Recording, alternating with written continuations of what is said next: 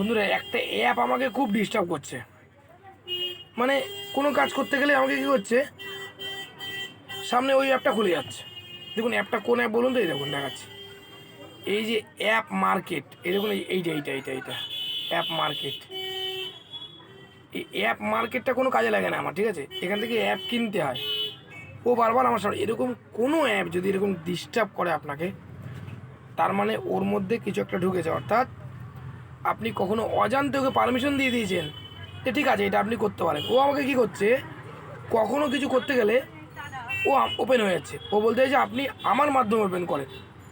তাই তখন তার মানে কি হতো, ও অজান্তে আপনাকে কিছু একটা ওকে করিয়ে নিয়েছে, মানে এগ্রি করে নিয়েছে আমি মাঝে মধ্যে আপনাকে ডিসপ্লে করাবো, আপনি কিন্তু রাজি তাতে।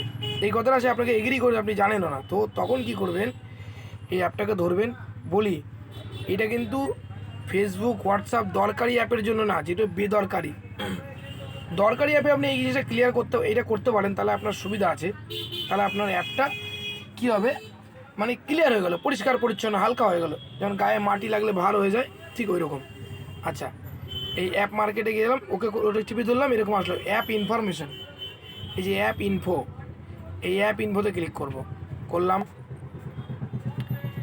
এইবার দেখেন এই অ্যাপ ইনফো থেকে যে কোনো বিভিন্ন ফোনে বিভিন্ন রকম থাকে, এই যে ডিসপ্লে, এই যে স্টোরেজ বলে একটা জায়গা থাকবে, দেখবেন স্টোরেজ, এই স্টোরেজে আপনি ক্লিক করবেন।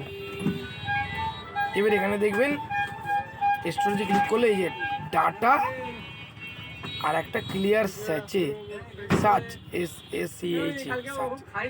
এই সার্চটাকে আপনি কি করবেন, ক্লিয়ার করে দেবেন।